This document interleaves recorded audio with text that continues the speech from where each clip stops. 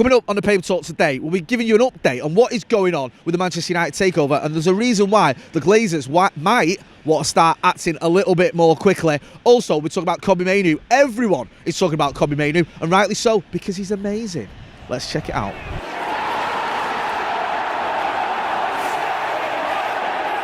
Jay here from Stretford, Paddock. This is the Paper Talk. As you can see, I'm outside Old Trafford and the weather is absolutely perfect. Get your barbecues out if you've got them. It doesn't get much sunnier than this. Loads of stories to get through, a lot of them focusing on how good Mainoo is. The United youngsters' performance at Goodison Park being absolutely lauded by everyone, and rightly so. It was a fantastic full Premier League debut. Great to see. Absolutely bossed that midfield, and he's rightly getting his flowers. We'll be getting into that. There's also a little bit of an update of sorts with the Sir Jim Ratcliffe takeover, what is going on there, or the Ineos takeover, as I should say, and a couple of other bits and pieces as well. So make sure you are hitting like, share, and subscribe. Subscribe to the channel. We want to get to 730,000 subscribers, and with your support, yes, your support, we can do it.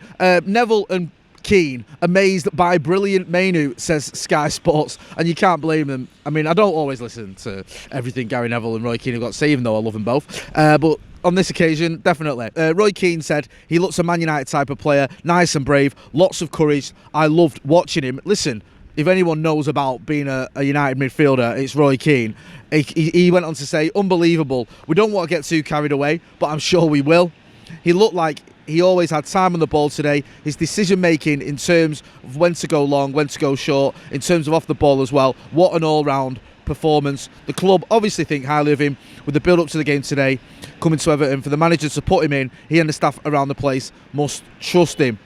I mean, it's great to see him getting so much credit, and when someone like Roy Keane, and Gary Neville was waxing lyrical about him as well, give him that praise. Roy Keane in particular, he's not quick to just praise anyone, is he? You have to sort of earn it from him, but he's obviously seen enough of him in that appearance to say, look, there's a player here, an 18-year-old who can play like that, a difficult ground to go to in Goodison, where the crowd are on you. Obviously they were up for it because they were feeling aggrieved at the recent decision to dock them 10 points. So it was just a very, very impressive performance indeed by Mainoo. And I almost feel a little bit sorry for Alejandro Garnacho, because yes, we're all talking about his goal, but in many ways a lot of people are talking about Mainoo's performance, when in any other day all you'd be talking about was Alejandro Garnacho's wonder strike. Yeah, I mean, that was a goal for the ages, and you've probably seen our our reaction to it. It's just one of those sort of special goals. Just on Mainoo, if you just want to go into the numbers, there's a tweet here from Statman Dave. It says, Mainoo game by numbers versus Everton: 100% tackles won, 83% pass accuracy, 57 touches, 34 out of 41 passes completed, 5 duels won, 3 ball recoveries, 2 out of 3 duels completed, 2 long balls completed, 2 interceptions, 1 clearance, 1 block.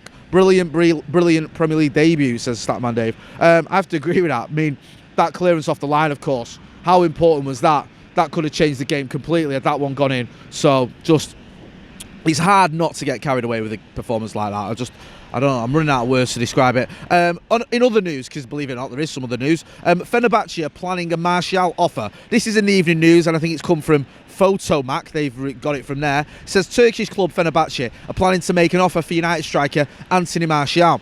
Fenerbahce want to sign a striker in the upcoming January transfer window, and have reportedly identified Martial as their leading target to strengthen that area of the team. The report claims that Fenerbahce officials will meet with United bosses this week. United poised to travel to Turkey for their Champions League clash with Galatasaray on Wednesday. I mean, I don't want to get too carried away just because he scored against Everton, but I'd be very surprised if we let Martial go in January. I think he can obviously still do a job for us. The manager still trusts him enough to start him in the Premier League, and if anything happens to Rasmus Højlund at the minute, Martial is our number 2 striker. He is. Now, yes, we might buy another striker in January, but does that mean we're going to let Martial go? And also, how much money are you going to get from him in January? What would even be the deal there for him to go to Fenerbahce? It seems unlikely to me, that one. I think if Martial is going to go, and I expect him to leave Manchester United soon, but I think that'll be in the summer. I think he'll go in the summer. I don't expect him to leave in January. I think that probably leaves us short. Even if we bring in another striker, I'd still keep Anthony Martial. Get involved in the comments though. Let us know what you think. Do you think Anthony Martial should be moved on in January? Do you think he should go in the summer? Do you think he's proven something with that goal at Goodison? I mean, he does love scoring against Everton, doesn't he? His record against Everton is ridiculous. I think that's 9 goals in 17 appearances or something, plus about 4 assists, something like that. I might be a little bit fudging there with numbers, but he's got a very good record against Everton.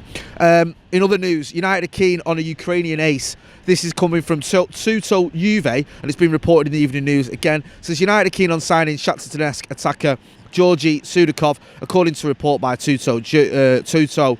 United, who face Galatasaray in a Crunch Champions League group game on Wednesday, are one of 3 Premier League clubs who could make a move for his signature in the near future. Arsenal and Chelsea have also been credited with interest. There you go, there's a new sentence for you. Capable of playing both through the middle and out wide, Sudakov is a highly rated prospect who's being tracked closely by several big-name clubs across Europe. So he's one to watch there. We'll have to wait and see what happens with that one. I don't know much about the kid. I'm not going to do some sort of half-baked scouting report here for you now in the rain, but if there's something happening there, we'll give you a little bit more in-depth look at him. I don't know. Stephen House has probably done a scout report on him already. You know what he's like. He does scout reports on everyone. On the takeover front, because we thought something might happen by now, but it says here, I think it's in the Mirror, so Jim Ratcliffe is still waiting for acquisition of a minority stake to be ratified by the Manchester United hierarchy. The 1.3 billion deal, which will see the Ineos chief take charge of sporting operations, was expected to be confirmed during the international break. Ultimately, that didn't come to pass, but confirmation is expected soon. In the Mirror, it's talking about how Kobbie Mainoo's debut may give Sir Jim Ratcliffe something to think about when it comes to Casemiro, because there were reports that Sir Jim Ratcliffe wasn't impressed with the Casemiro transfer. He looked at it as a bit of a, not a waste of money, but not the way Manchester United should be doing business, spending 70 million quid on a 30-year-old, putting him on a long-term deal. There were reports that Casemiro could be leaving, and the angle here from the Mirror is that because of Mainoo's amazing debut, maybe that is going to sort of expedite Casemiro leaving the club. You can go, okay, Kobbie Mainoo's a midfielder we've got. Do we take the money on Casemiro? I don't think we can be too rushed with that with Kobbie Mainoo. He's only just come back from injury as well, don't forget. And also, I'm not quite ready to give up on Casemiro. I think it might be a little bit premature to say he's done, but it wouldn't surprise me if he is moved on soon.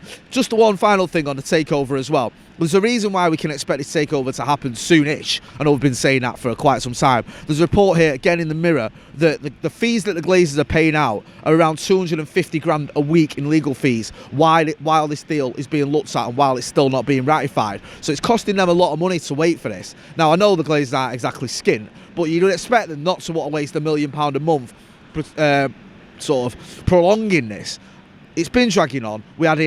They had that strategic alternatives announcement 11 months ago. We know that Sir Jim Ratcliffe is going to be the next Manchester United part owner at least. I think that's pretty set in stone. We've had so many outlets reporting it. It's just a case of when rather than if. But it has been dragging on now, and I want to see that happen sooner rather than later. So, can we expect it this week? Who knows? We said that last week. But you would think if they're forking out £1 million a month, sorry, not £1 billion a month, £1 million a month in legal fees, they will want to get that deal over the line. So Jim Ratcliffe will want to get the deal over the line. Hopefully he can get it done soon enough so that it can have some effects on the January transfer window, although there's all sorts of conflicting reports going on about that as to whether it's going to be done in time for him to have any effects on the January transfer window, and whether he's even going to go big in the transfer window, whether FFP is going to scupper us, all those sort of questions flying around. We will keep you posted during the transfer window as to any deals Manchester United are linked with or do make. We're going to be talking to Dharmesh Seth over the window as well as a host of other journalists. So make sure you are hitting like, share and subscribe. I'm going to wrap it up there. I've been Jay Motty outside a very wet Old Trafford. Thanks for watching.